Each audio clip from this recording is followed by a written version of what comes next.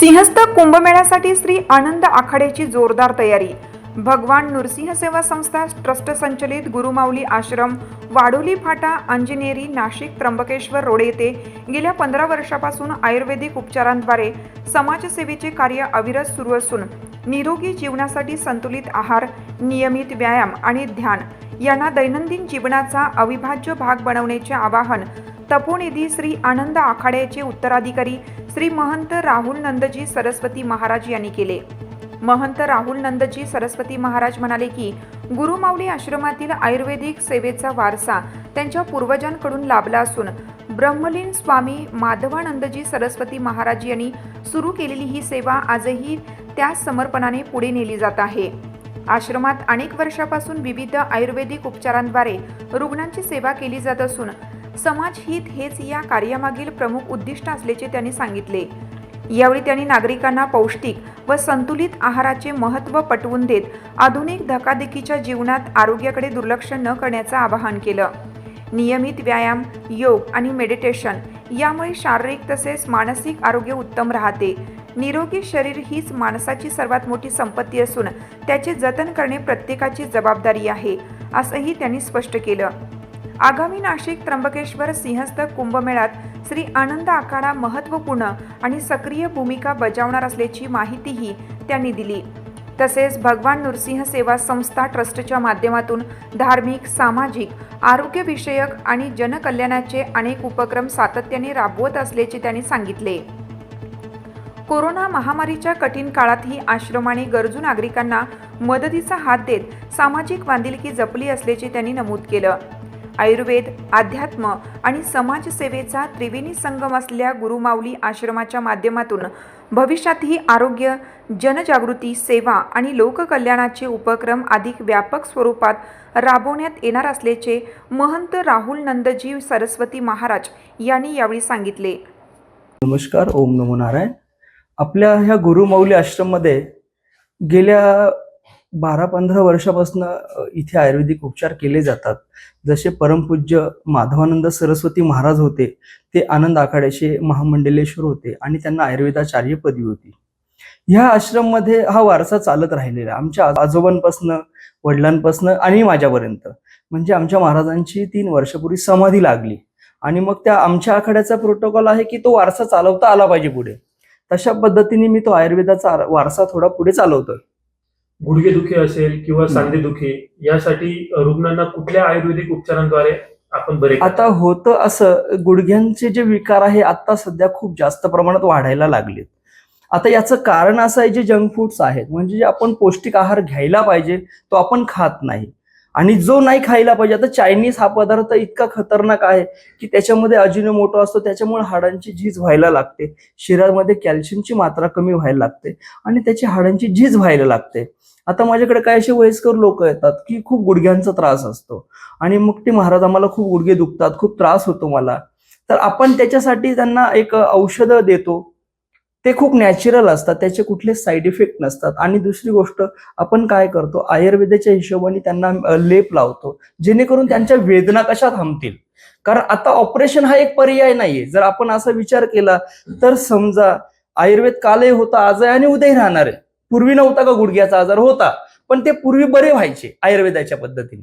Paralysis झालेल्या रुग्णांना उपचारासोबत पुनर्वसनाची कोणती आपण सुविधा या ठिकाणी? आता याच्यामध्ये अशी गोष्ट आहे, माझ्या आश्रमामध्ये म्हणजे जागा छोटी असल्यामुळे मी कुठली व्यवस्था त्यांना नाही देऊ शकत।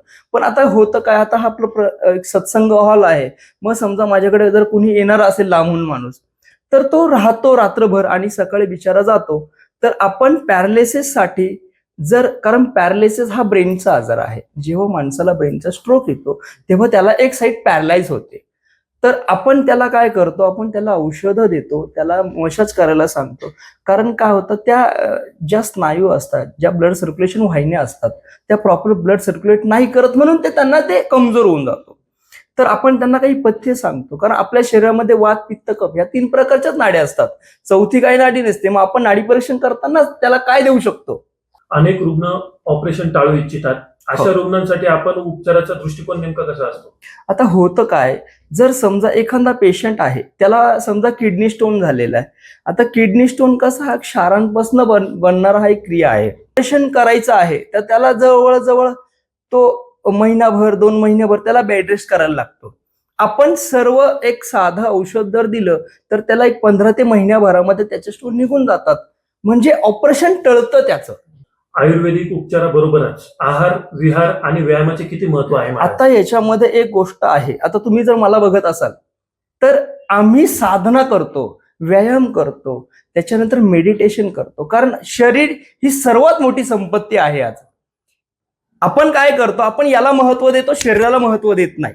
आता याच्या जर एक गोष्ट बघितली, आपण गाडी घेतो आणि गाडीची आपल्याला माहिती की 10,000 किलोमीटर सर्व्हिसिंग आहे, पण आपण आपल्या शरीराची सर्व्हिसिंग कधीच करत नाही.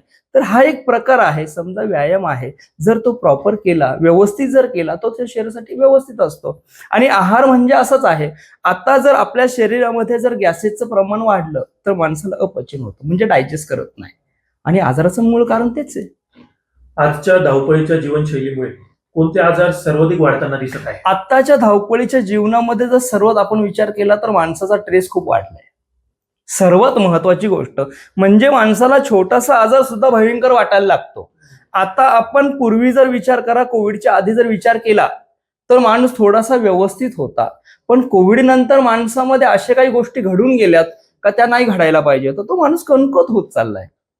तर त्यांनी जर समजा आहाराकडे जर व्यवस्थित विचार केला, चांगला आहार घेतला, तर तो निरोगी जगू शकतो. महाराज, आयुर्वेद आणि आधुनिक वैद्यक याचा समन्वय कसा बघता? आता होतं काय, पूर्वीचे जे वैद्य होते त्यांचं शिक्षण जरी कमी होतं पण त्यांना गोष्टीची माहिती होती. आमच्या आयुर्वेदामध्ये ते काय फार असे वेगळं काही करत नव्हते. म्हणजे एखाद्या खेड्या गावामध्ये 4 वैद्य असायचे, तर तो एक समजा गुडघ्यावरती करतो, तो एक डोक्यावरती करायचं. डोकं कशामुळे दुखतंय, हा बाबा त्याला समजा काही त्रास होते म्हणून तो डोकं दुखतंय, अशा पद्धतीने तो वैद्य काम करायचा. आणि आजचा जो आयुर्वेदात जो काम अभ्यास करतो, समजा मी आहे तर मी काय करतो की माझ्या वडिलांनी कशा पद्धतीने पेशंटवरती ट्रीट केलं तर मला कसं करता येईल.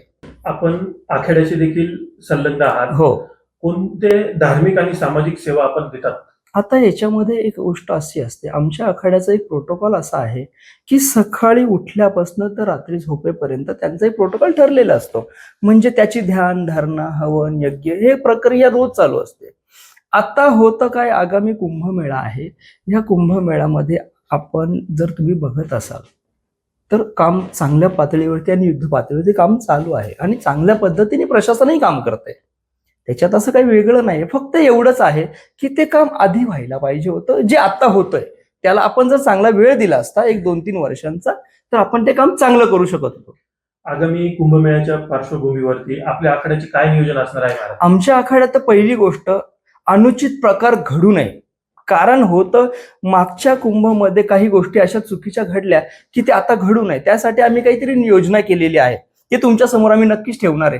त्याच्या माध्यमातून पत्रकार परिषद घेऊन पण आम्ही तुमच्या समोर ठेवणार आहे. भाविकांसाठी कोणत्या सुविधा आपण उपलब्ध करून देणार? भाविकांसाठी ह्या वेळेला चेंगराचेंगरी सारखे प्रकार होणार नाही, जे मागच्या कुंभामध्ये झालेत. जे गोष्टी मागच्या कुंभामध्ये घडल्या त्या गोष्टी वारंवार घडू नये याच्यासाठी आपण काळजी घेऊया. कुंभमेळ्यात आरोग्य, आयुर्वेद, जनजागृतीच्या काही दृष्टिकोनातून काही उपक्रम राबवणार आहात? आता होतं काय, ऑलरेडी आम्ही उपक्रम राबवतोच आहे. आता जर तुम्ही बघाल तर माझ्या संस्थेच्या मार्फत आता कोविडमध्ये मी बऱ्याच असे काही लोक आहेत की मी त्या लोकांच्या तिथे जाऊन त्यांच्या वेदना काय आहेत, त्यांना कशा पद्धतीने आपण औषधं देऊ शकतो, आपण आजही करतोय. आमच्या आकडे आजही काम करताच आहे, आजही करणार आहे, उद्या करणार. आणि कारण ते धर्माचं काम आहे, ते माझं एकट्याचं काम नाहीये. धर्माचं काम जर असेल तर तिथे आम्ही 100% उभे राहणार. जाता जाता भाविकांना, नागरिकांना काय संदेश द्या? मी सर्वांना एकच सांगू शकतो, शरीर ही सर्वात मोठी संपत्ती आहे. कारण मी आयुर्वेदावरती अभ्यास करतो, त्यामुळे मी ही गोष्ट तर नक्की सांगू शकतो. पण एक गोष्ट ही पण सांगू शकतो, धर्मासाठी जर तुम्ही उभे राहिला तर धर्म